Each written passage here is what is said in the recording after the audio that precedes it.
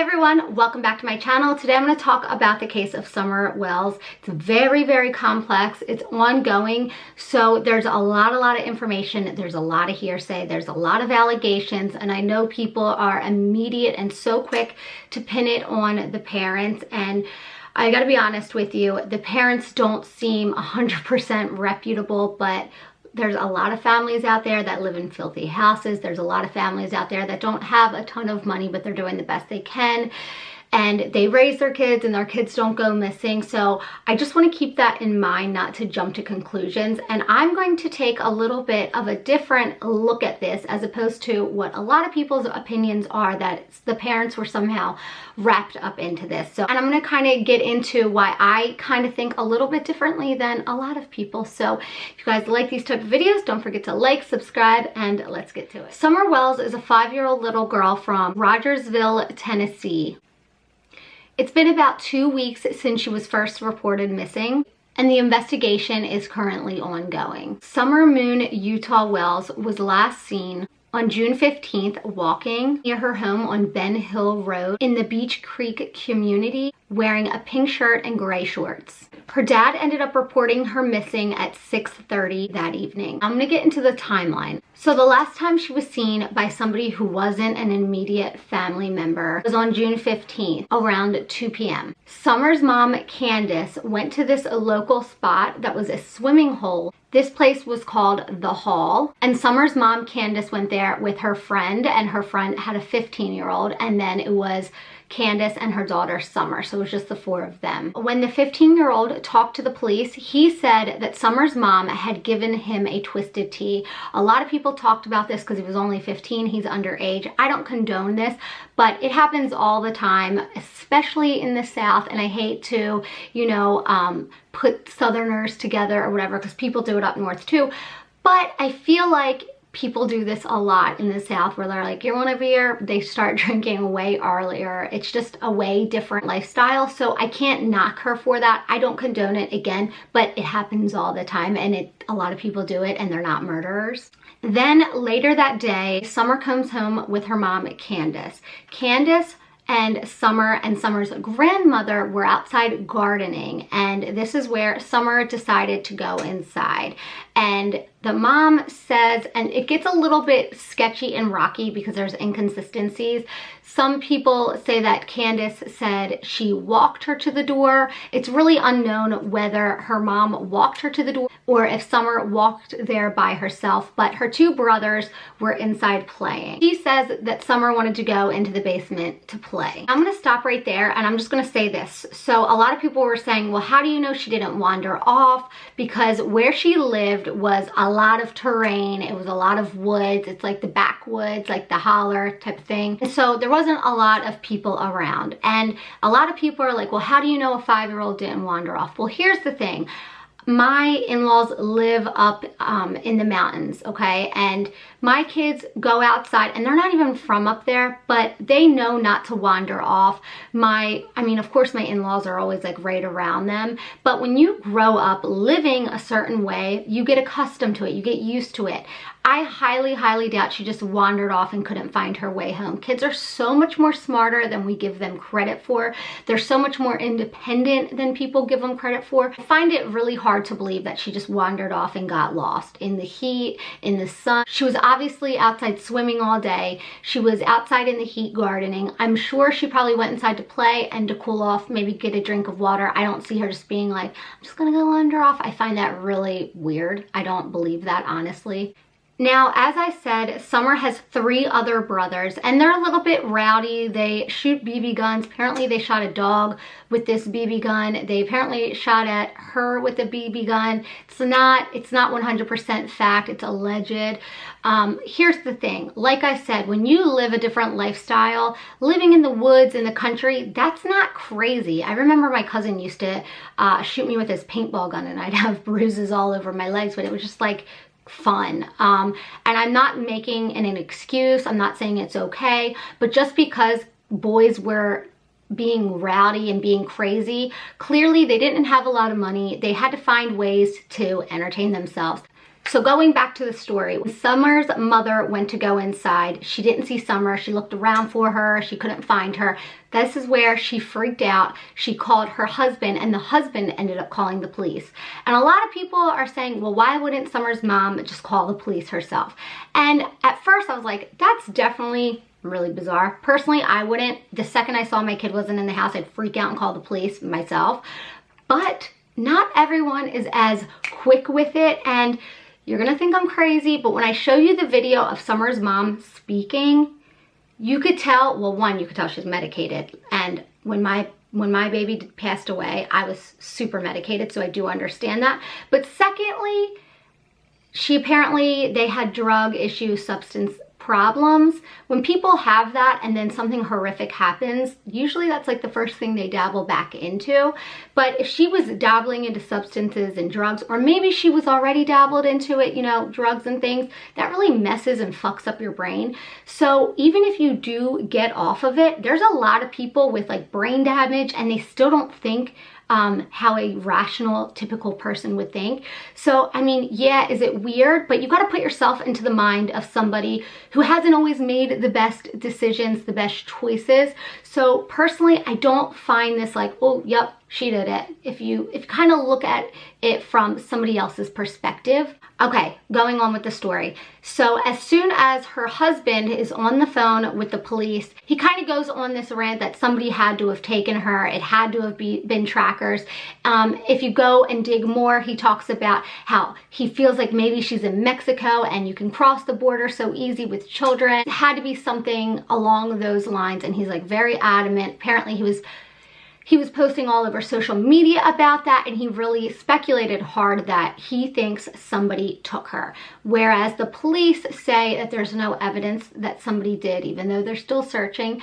But how many stories? I think of like baby Lisa Irwin. She just disappeared out of thin air. I think of Johnny Gosh, disappeared out of thin air, and people are so quick to jump at the parents, but there are times, believe it or not, I just did a story not long ago where a grandfather, the grandson was fishing. He looked there, was there 32 seconds later. Well, not exactly, but you feel me. He was gone. And I feel like it happens all the time. It's just people want someone to blame because, you know, everyone's outraged. They want to find this sweet girl, and I get that. But we also have to look at the facts. And personally, if there's no facts that she was taken, there's no facts as well that they did it. You know, there's just speculation and things that happened in their past. And let's be honest, we all have a past, right? And another thing with people saying it's weird that he instantly said this, I don't find it weird. Look at the Free the Children movement in this past year. It's been huge. It's gotten the word out. There's been protests in California about that. I don't find it so crazy. I think it's incredible that it's being talked about more. And this is a scenario that this could have happened. A lot of traffickers go to these places and they scope out these children. They don't just do it on a whim. They research, they look online at social media. They look at people like, oh, those parents will get blamed. Let's take that one. I mean, it sounds disgusting and cruel, but these traffickers aren't stupid. They do this for a living, and there's so much money into it. And if they know they're getting that much money from a little kid, they're gonna do it the right way. Not that there's a right way, but you know what I mean? They're gonna do it to where it doesn't look like traffickers. They're coming prepared, and they do it in these small towns. And like they say, Utah, Iowa, Ohio, they're like the #1 places, along with Georgia, ATL. You gotta remember that instead of looking at the parents, I feel like the whole Free the Children movement is such a cool thing to talk about, but when it could be something along those lines, because the parents have shitty past, they immediately think they did it. You know what I'm saying? Okay, so this is where I'm going to put in the video of the mom's statement that she just made and the dad as well. That's her very much. She was the angel, our blessing. The love of our life. She's what made our world go around. I'm just scared that somebody's hurting her, and there's nothing I can do about it. It smothers me. Personally, I think someone come up here and grabbed her and ran down the hill. I think so and too. threw her in a car and drove as far away as they could from this area. I know she didn't walk away from this property by herself or off this yard by her swing.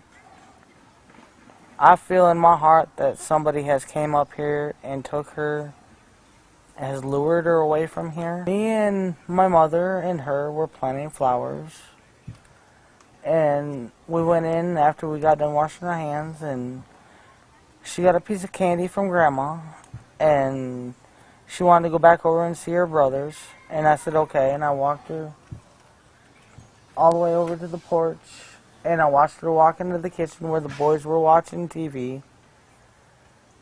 And I told the boys, I said, watch Summer, I'll be back. And within 2 minutes I came back. And I asked the boys where their sister was, and they said, she went downstairs, Mom, to play with her toys in the playroom. I said, okay. And I yelled downstairs for her a couple times, and I didn't get no answer, which was unusual because usually she always answers me. And so I went down there to check, and she was nowhere in sight. She was just gone. Tomboy, I shaved my head. She wanted to have her head shaved like me and the boys did. She tried to shave her head She tried in to the shave her back head and make herself. it, I think you can see it in some of the pictures, and it was getting out of control. So we decided to shave her head off and let it grow back long, and she shaved her head so she wouldn't feel bad, and but it didn't bother her at this point. So if you look at her, like I said, she seems highly and heavily medicated. The dad seems like he's not totally all there, but that doesn't make him a killer. She has inconsistencies too about why Summer's head was shaved. And first she says that Summer wanted to shave her head to be like her mom. And then she kind of backtracks, I think, and says that Summer shaved her head first because she was dying to shave her head. She wanted to do it so bad. She took a razor thing and went to do it herself. And then her mom was like, whoa, whoa, whoa, let me help you.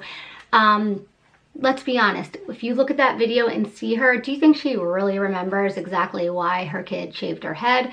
If I'm being honest, I don't even know what day of the week it is 95% of the time, and I'm not on drugs. Then again, people are saying, well, why didn't the dog bark if she was taken? Why wasn't she screaming, yelling? I mean, hello, chloroform, Casey Anthony, did we forget about that case? It's so easy. Like I said, traffickers come with a detailed plan.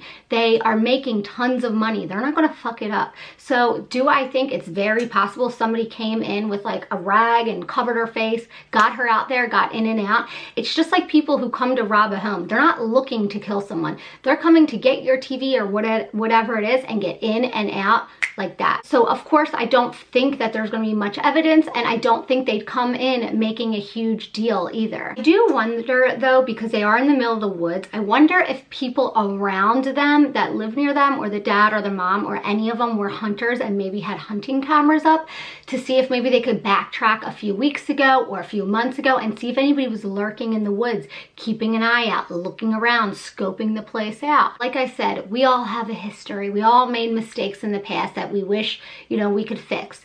It's said, and I mean, you look at court records or whatever, they were on drugs, they had substances, they don't have the cleanest background. The mom actually lost her kids to her sister Rose, which is now missing, very weird and coincidental.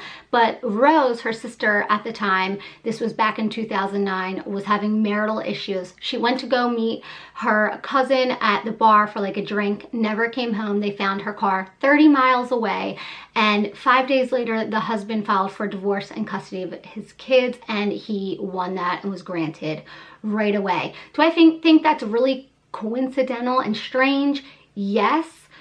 Do I think it has anything to do with this?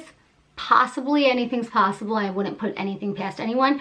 But again, there's no evidence at all. And not to mention, the kids were never returned to Candace when Rose was passed away. So if Candace were to do this, she didn't get anything out of it. Now, this is 100% hearsay, and I wasn't going to put this in the video, but I figured I would because I felt like it kind of had to do with, well, I'll tell you in a second. But so apparently the husband, Summer's dad, apparently tried to sell his 2 oldest kids, which the oldest now is 34, when they were babies, because he was so addicted to drugs that he wanted to sell them for drug money. Didn't work out, obviously. But people are saying, well, how do you know he didn't do it again? And honestly, people fuck up bad, of course, right? But here's my issue. That was 30 years ago, right? Why would he do that and sell the baby and not the 3 boys? Now there's like a can, like a big gas can, or like maybe make a fire with it. I don't know. It says for sale, and people are like, what does that mean? What's that mean? Clearly, they were having money issues. Also, going back into their history, there was a protective order against Summer's dad, Donald. He was arrested because of a domestic disturbance. Apparently, he was under the influence and he had a handgun that he shouldn't have had. And the reason he shouldn't have had a handgun is because years and years and years ago, he got in trouble with the law. I couldn't really figure out why. I'm sure somebody will know below. Let me know, comment below.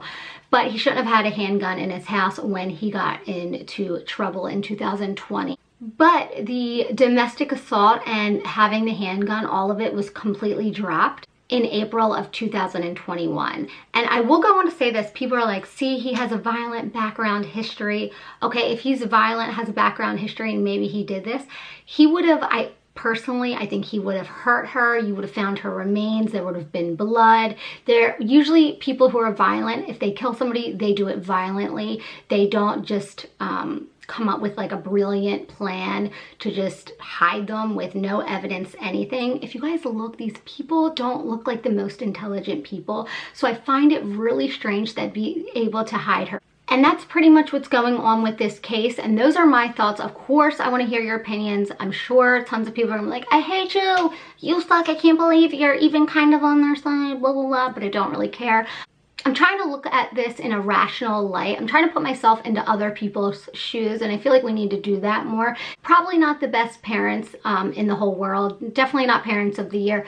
But do I think they did this to their daughter? Absolutely not. I don't think so. And they both passed polygraph tests. So let me know what you guys think. I love you guys so much, and I'll keep you updated on this story if anything breaks.